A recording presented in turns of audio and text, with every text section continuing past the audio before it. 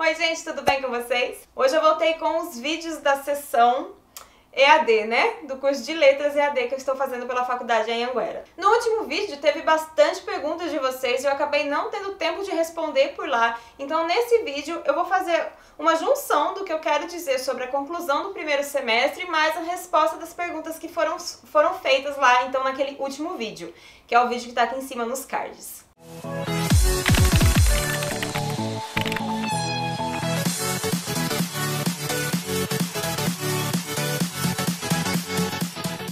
Acho que boa parte do que eu queria dizer já foi dito no vídeo de primeiro bimestre, né? Então a conclusão do semestre ainda continuou o que eu já tinha passado para vocês. Eu vim mostrar aqui o tanto de apostilas que o curso todo, então, nesse primeiro semestre, gerou, né? No caso, eu imprimi as minhas apostilas.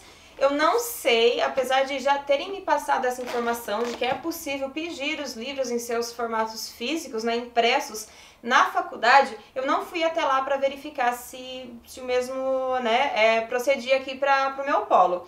Então eu acabei imprimindo eu mesma as apostilas, né, e fazendo a encadernação. Ao todo, no primeiro semestre, foram 7 matérias, incluindo a matéria de educação à distância, que é para você ter uma base sobre o curso e que não tem avaliação. Então foram 7 matérias, mas que importam mesmo foram 6. Aqui, esse é o tanto de apostilas então que eu li para concluir esse primeiro semestre. E eu vou dizer assim, que para quem não gosta muito de ler, eu acho que AD é um tanto quanto complicado, porque pela base que eu tenho nas outras faculdades que eu já fiz de educação presencial, né, eu não lia tanto quanto leio agora em EAD, porque tudo depende do meu esforço. Eu preciso fazer a leitura da minha matéria para poder acompanhar melhor as videoaulas também e entender melhor ali a proposta. As apostilas, elas têm uma média aí entre 200 e 300 páginas cada uma e tem também as atividades para a gente fazendo. Então, como eu já falei acho que no outro vídeo, eu fazia sempre no caderno as atividades solicitadas e essas atividades, gente, elas são assim muito importantes para a hora da prova, porque inclusive caem algumas delas na prova. Então eu me lembrava que eu tinha pesquisado as respostas para responder no meu próprio caderno, mesmo sem ter a correção do professor, porque muitas vezes na faculdade presencial a gente faz, né, só porque vai ter a correção do professor. Na presencial a gente está pela gente mesmo, né, a gente faz e só vai ter uma correção ali das questões que eles vão disponibilizar no fórum para você mesmo corrigir, então não tem aquela cobrança. Só que aí que eu digo, é importante que você faça porque vai facilitar. Na hora da prova tinham questões ali que eu já havia respondido no caderno. Isso foi muito fácil, então, para mim fazer, né, para mim responder, já estava garantido ali uma parte da minha nota. Para mim me organizar melhor nos estudos, eu estava me perdendo um pouco, então chegou a próxima data da prova e eu estava com bastante matéria ainda para estudar. Então, para mim me organizar de uma melhor forma, eu fiz uma planilha, eu mesma criei, que melhor corresponde às minhas necessidades, né?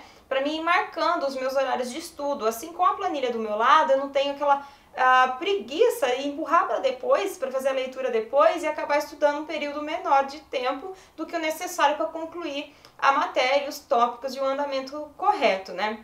Então eu fiz esses papéis aqui, que eu acho que não vai dar para ver aí, eu vou depois mostrar no fim mais próximo e também vou deixar o link para vocês baixarem se vocês se interessarem, tá? Então nessa planilha, tá pegando a luz bem aqui na frente, eu coloquei as unidades, as matérias a estudar, então o andamento para cada uma delas, se ela possuía ou não uma avaliação online, se ela possuía ou não uma avaliação presencial com a data que seria feita a prova, também se eu fiz o estudo da prova comentada, que é disponibilizado depois também no AVA, então depois que você faz a prova, tem uma videoaula lá comentando todas as questões da prova para você tirar as suas dúvidas, e é muito bom que você faça essa aula também.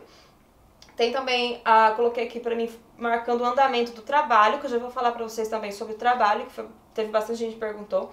E as notas, as anotações e tudo mais. Então tudo cabe aqui nessa planilha. E para mim fazer o estudo diário, eu fiz uma planilha colocando então segunda, terça, quarta, quinta, eu marco os dias, o horário que eu comecei a estudar, o horário que eu terminei, quanto tempo eu fiquei estudando e quais foram os tópicos que eu estudei naquele dia. Assim, eu tenho um controle exato sobre tudo que está faltando eu fazer até o dia da prova. Então, já mostro isso aqui mais próximo para vocês, numa imagem melhor. E também ponho o link lá que vai ficar aqui na descrição do vídeo, tá? Só correr lá para baixar. A questão do trabalho trabalho que me perguntaram bastante, aqui na Anhanguera, e pelo menos nesse primeiro semestre e também no segundo, porque já voltou, né? Voltou dia 30 de julho, agora então eu já vi que também é o mesmo esquema de trabalho. É um trabalho que abrange praticamente todas as matérias do semestre. Então você tem que ter estudado todas essas matérias, ter um conhecimento sobre tudo isso daí, para fazer um trabalhozinho que ele vai seguir as normas da ABNT, então ele tem que ser bem feitinho, com introdução, conclusão e tudo mais, o sumário nas normas da ABNT mesmo. E ele vai gerar uma nota que vai agregar a nota da avaliação presencial. Se você conseguir atingir, que no caso da Anhanguera, a nota de corte é 7. Então você tem duas chances de atingir aí a nota máxima. Na verdade, você precisa conciliar as duas, né? Porque a prova, ela não vale 10, ela vale, se não me engano, 6 e o trabalho vale 4. Então você precisa juntar as notas para tirar um 10 ou pelo menos para atingir a nota de corte, que é 7. O trabalho, me perguntaram se ele é difícil. Bom, ele não é um trabalho dos mais simples, porque ele tem que ser bem abrangente e vai valer uma boa parte da sua nota. Então, eu levei no último semestre mais ou menos 10 dias para concluir esse trabalho, então eu pausei os estudos 10 dias, fiz o trabalho, subi ele na plataforma. É importante que você suba ele um pouco antes da data limite na plataforma, porque se tiver alguma coisa errada, um tutor vai entrar em contato com você para esclarecer alguma dúvida que venha a ocorrer, alguma coisa que possa estar errado ali na hora de colocar o arquivo. Então não deixe para colocar no último dia, essa é a minha dica. Eu coloquei com 10 dias de antecedência e foi tudo ok, eu tirei uma nota legal e deu tudo certo. As provas, elas são presenciais. No caso do primeiro semestre, como eu não fiquei de exame, eu passei direto pela prova e pelo trabalho, elas foram só provas alternativas, não tive nenhuma prova dissertativa, foi só o trabalho, né, e as por opçõezinhas. Então foi uma prova mais simples, mas me falaram que as provas de exame são dissertativas. Então eu não vou poder dizer para vocês se sim ou se não, mas até então a primeira prova elas são só alternativas. Agora eu vou responder algumas perguntas que eu tô vendo aqui no vídeo anterior, tá? Teve uma pergunta que, no caso, a pessoa que me fez, ela também é mãe, ela tem uma filha pequena de 1 ano e 6 meses, ela tá me perguntando se eu acho possível que ela consiga acompanhar a graduação em AD, porque ela ficou 11 anos sem estudar e tá terminando o ensino médio. Eu acho que sim, eu acho que nada te impede, além, talvez, da idade da sua filha. Eu não sei se você tem condições de ter alguém para ajudar você a ficar com a sua filha na hora, né, que você está estudando, ou se ela já frequenta uma creche.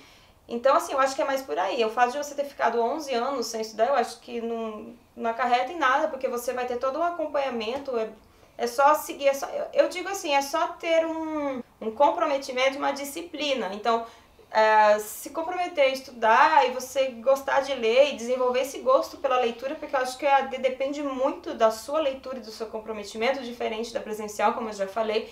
Eu acho que dá super certo, que você não vai ter nenhuma dificuldade. Eu acho super possível, aliás. Me perguntaram se pela instituição Anhanguera o curso é difícil ou tranquilo. Bom, enfim, eu acho que depende muito também do seu comprometimento. Eu não acho que seja difícil, porque eu gosto de estudar, eu gosto de ler, e é o curso que eu me identifico muito. Então, pra mim, é prazeroso. Mas tem um relato de amigas que fazem AD e acham super difícil, até mais difícil que o presencial, porque não tem o hábito de ler. Então, preferem escutar o professor explicar tudo do que pegar, ler todo o conteúdo, depois assistir uma aula e somar as duas coisas, sabe? Então, eu não acho difícil, mas eu acho que depende muito do como você encara isso, né? Não é assim também várzea, né, que você faz de qualquer jeito, pega e passa, pronto, acabou. Você vai ter que fazer a prova, vai ter que fazer exame, talvez tenha que repor a matéria se não for bem, mas enfim. Eu acho, pela minha experiência, que das faculdades que eu cursei anteriormente, eu não tive diploma, como eu já falei pra vocês, eu não levei nenhuma até o fim, mas eu já tive experiência num curso de jornalismo, de publicidade, propaganda e propaganda e de medicina veterinária. Então, assim, exceto medicina veterinária, que é bem mais complexo do que as outras áreas, para mim está sendo mais puxado, entre aspas, o estudo em AD do que presencial. O presencial tinha uns trabalhos a mais, tal, mas ele era menos coisa para você dedicar tempo, né? Para dedicar leitura. Pediram para mim explicar como que funciona a prova. Aqui no meu polo, você tem que chegar lá no horário marcado, não precisa chegar com antecedência. Eu sugiro que você chegue pelo menos um pouquinho, né, uns 20 minutos antes, para você conseguir ver em qual sala será aplicada a prova, o prédio e tudo mais do seu polo, da sua instituição, né. No caso, você vai estar marcado na parede, aqui fica marcado na parede pelo nome do curso, e você vê lá, primeiro semestre de letras EAD, porque também tem o semipresencial aqui, então você tem que ver o certo para ir na sala certa. Chega lá, o professor vai chamar pela letra, aí faz uma fila pela letra, no meu caso a letra A, ele já te entrega a prova. Na sala de aula não estão só os alunos do seu curso, estão praticamente, por ordem alfabética, então estão provavelmente os alunos de vários cursos, que nem aqui no meu caso, então, e de vários semestres, primeiro semestre como o último semestre, lá o oitavo semestre que seja, é tudo misturado, a sala é mista, então não é só o pessoal da sua turma que você vai encontrar lá. Aqui normalmente são 2 ou 3 horas para entregar a prova, então você vai fazer como se fosse um Enem, um vestibular, você faz a prova. A dificuldade talvez seja que você não tem um professor para ficar consultando, porque o professor que está ali ele é meio genérico, então ele não vai saber, né, te responder uma dúvida. Talvez ele saiba, mas provavelmente não, dependendo qual ele é professor de qual matéria, de qual, né, curso, ele vai te auxiliar menos do que um professor em sala de aula talvez fizesse. Mas até hoje, das provas que eu fiz, das 4 matérias que eu fui fazer a prova presencial, eu não tive nenhuma dificuldade. Uma outra observação é que tem uma matéria que é de práticas pedagógicas, que ela não teve no meu curso uma avaliação presencial, ela equivaleu só o valor do trabalho, tá? Porque ela era bem menor, aqui no caso, eu vou mostrar pra vocês, a apostila bem fininha, tá vendo? Diferente, né, das outras matérias. Então essa daqui foi só nota pelo trabalho, e tem também o ensino dirigido, que não tem nota, tá? Ele só pega um aproveitamento, vendo se você lá fez a abertura dos arquivos, que ele supõe que você fez a leitura. Não é uma matéria obrigatória, tipo uma matéria extra que vai agregar você, que no meu caso aqui no primeiro semestre foi gramática, então foi como se fosse uma revisão de gramática de ensino médio. Eu imprimi essa apostila, tá ali, tá inclusive, não tá aqui nesse e-mail, e então é mais uma revisão, tá? Por slides e tal, não tem vídeo aula, e essa também não tem prova. Eu fiz nesse primeiro semestre 4 provas presenciais. Teve uma pessoa que se queixou que o curso EAD dele, quando trava o site, ele não consegue acessar as matérias. Isso realmente é muito ruim. Aqui, no meu caso, isso ainda não aconteceu. Eu consigo acessar ou pelo site da faculdade, ou eu consigo acessar direto pelo AVA, que eu peguei o link, né? Aqui, no caso, eu fiquei mexendo até encontrar o link, e esse link ele vai direto, então eu nunca fiquei sem acesso à plataforma, né? Eu não tive esse problema ainda na Anhanguera, então espero também continuar não tendo. Uma pessoa perguntou se as teleaulas elas são diferentes do que está no slide, ou se os professores só leem os slides. No meu, é assim, os slides, eles tem um breve comentário sobre o que a gente vai encontrar no livro didático. Então, o slide complementa a leitura do livro. Depois, quando a gente faz os 4 tópicos de leitura, são 4 unidades com 4 aulas dentro de cada unidade, nesse primeiro semestre meu.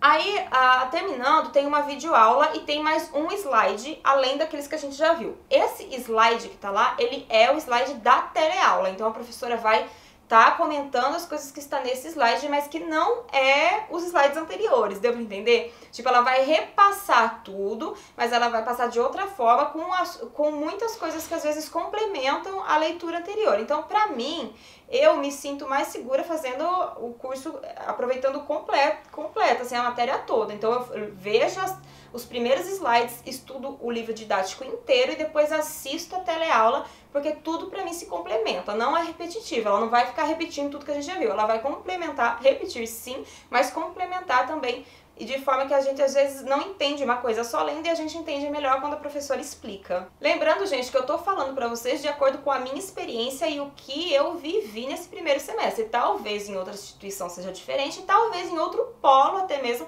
seja diferente do polo de Caxias do Sul que eu tô estudando. Então, pra mim aqui é dessa forma, tá? Uma pessoa também perguntou uma coisa bem interessante, se na minha graduação de letras tem um curso de inglês extra como base das matérias de inglês. Pelo que eu vi, nesse meu curso, as matérias que relacionam o inglês mesmo, elas só vão começar a partir, acho que do quinto semestre, mais ou menos, tá? Não lembro assim com precisão, mas é por aí. Não entram agora. E também, pelo que eu observei, não tem um curso de inglês extra. Eu preciso, tá? Eu não sei de fato te dizer se é necessário, tá? Ter um inglês fluente, isso que a gente vai aprender ali de forma gramatical, a gente consegue aprender sem ter, assim, um conhecimento muito amplo no inglês, ou se só básico serve. Não sei te dizer ainda, tá? Mas eu pretendo conciliar o curso de inglês, sim. Pretendo fazer isso ano que vem, a partir do terceiro semestre, já ir conciliando esse curso de inglês para quando eu chegar lá no quinto, sexto semestre, que é quando vão começar a entrar essas matérias, eu já ter uma base maior. Então, não está incluso no curso isso, tá? Então, gente, pelo que eu vi aqui do último vídeo, essas foram as perguntas principais. Se você tiver outras perguntas que você queira fazer, me deixa nesse vídeo que eu vou fazer um próximo vídeo. Eu demoro um pouco para fazer vídeos relacionados ao curso, porque eu tento fazer eles de semestre, né? Então eu acho que pro meio desse semestre, o último semestre do ano, daqui uns 2, 3 meses, eu vou gravar um outro vídeo também falando do andamento como está. E eu acho que é isso. Eu acho que eu só não comentei com vocês quais foram as matérias do segundo bimestre, então, né? Eu falei pra vocês que eu tava fazendo Libras e Educação Inclusiva. Então, só para finalizar, as outras duas que eu tive a apostila inteira com prova foi Homem, Cultura e Sociedade, que trouxe bastante coisa interessante, e Educação e Tecnologia. Foram as com prova, e depois a outra que só baseou no trabalho foi Práticas Pedagógicas e Identidade Docente. Só uma observação complementar que eu havia esquecido é que, eu não sei se eu já falei isso nos outros vídeos, eu não lembro, durante os slides tem bastante textos complementares, teses, enfim, outros pequenos textos que auxiliam também na compreensão da matéria, do que está sendo estudado naquele tópico. Esses textos normalmente eu não imprimo, eu só leio em PDF, alguns são muito longos, daí eu dou uma olhada por cima mesmo, porque se a gente pegar para ler todos, eu acho que não dá tempo. Porque às vezes a gente pega um que é só uma tese, mas ela tem... É um estudo de alguém com 200 e poucas páginas e não dá mesmo, então a gente pega o principal, a gente, né, dá aquela olhada rápida. Alguns, quando eu acho interessante, eu faço a impressão, então eu vou arquivando aqui numa pasta, mas não todos, porque seria inviável para a tinta da impressora. Por exemplo, aqui, ó, achei esse daqui, o conceito de alienação do jovem Marx. Então, fiz a impressão porque achei interessante, quis guardar aqui na pasta. Eu gosto muito de tocar, assim, sabe, guardar, então, as minhas apostilas, pretendo guardar tudo isso, sabe? Então, o que eu acho mais interessante, eu faço a impressão. Então, é também um dos motivos para você acompanhar os slides, além da apostila e além do vídeo, é que vai ter uma informação extra ali que não consta nos demais, entendeu?